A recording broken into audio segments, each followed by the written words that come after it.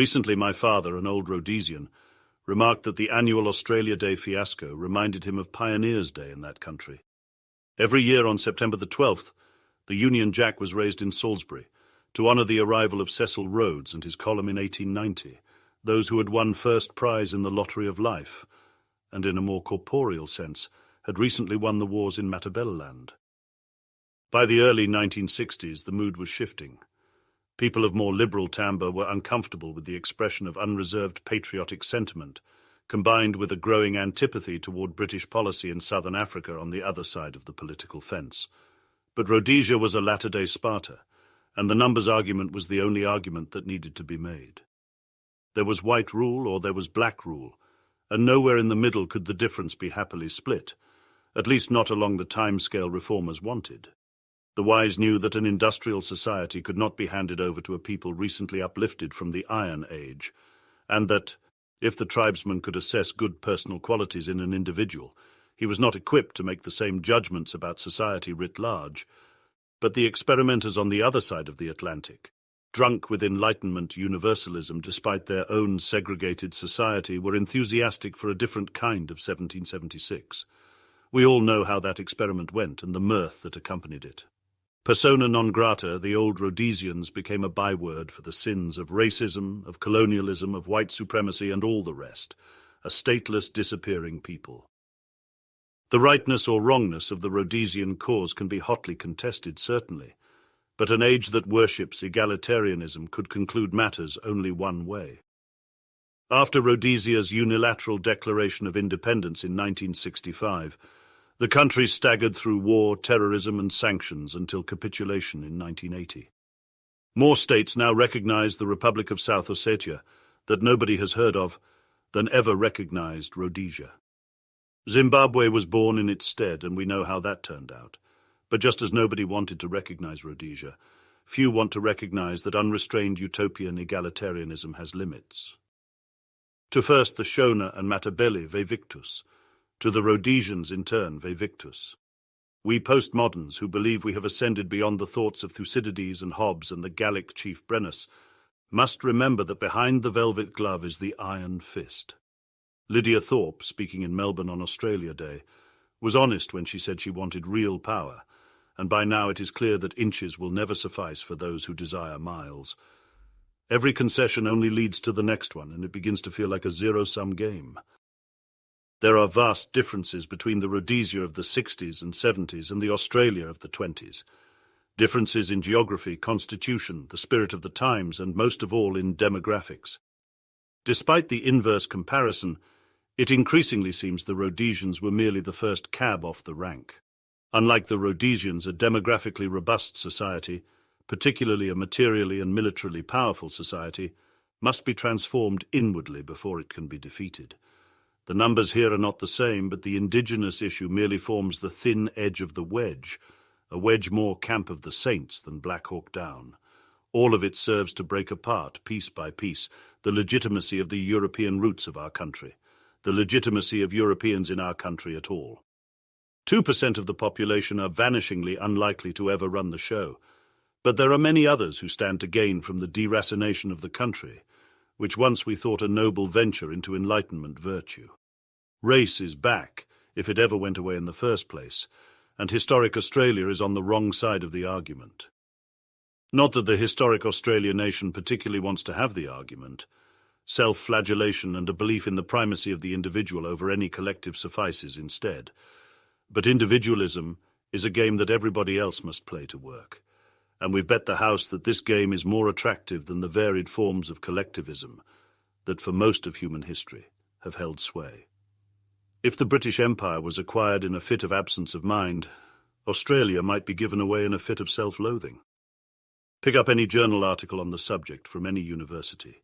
If you can get through the langue de bois and the scholastic lexicon, you will find the same themes that have trickled downward into the popular media, the school system, the press, white privilege, whiteness, and how to deconstruct said. I am astonished, but increasingly less so, by the enthusiasm with which many Australians greet their own impending deconstruction. I suppose in their defence nobody wants to be on the wrong side of history, and history for the past 2 centuries has swung decidedly in one direction. Yet I suspect that if we continue to deconstruct whiteness at the intellectual level, eventually we'll do it at the physical level too. Human beings seem to enjoy that sort of thing rather a lot, especially in the name of progress. And all progress is destruction for these people, the left-leaning historic Australian who wishes above everything for the amour-propre of the good global citizen, and so addicted are they to the cult of progress that their own destruction seems a small price to pay. If they wish to immolate themselves, I'd be a lot happier about it if they'd do it a distance from me, and preferably not set my home alight with them. I only have one home, and in one's home one is supposed to be privileged. It's small comfort that this collective suicidality is likely hubristic in character. Nobody believes, really believes, the things they hear or repeat. Unfortunately, the habit of uttering easy untruths has become customary. The conversation in real terms remains academic at this point, and will likely remain so for the baby boomers.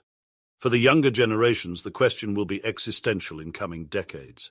Talk about the demographic decline of white Australians tends to be couched in self-congratulatory sentiment about how wonderfully diverse our country is becoming, hell being truth realized too late. I often ask my bien-pensant friends with young children if they will be happy for their offspring to grow into adulthood, a despised minority in the country of their birth. To many the thought has never occurred. Everybody, they seem to have concluded, will act out the lyrics to John Lennon's Imagine. Maybe if we can keep the bread and circuses in full swing, and we settle for a national life with an ill-defined national character, and bend the knee forever to familiar sentiments that are obviously untrue and deleterious to the human spirit, and ignore the degeneration of our civic square. I am less sanguine on the subject, judging by present trends, and confident I can make arguments about exactly which side history is on a little more persuasively than they can. And none of this, I hope you understand, is an argument against those of another ethnos.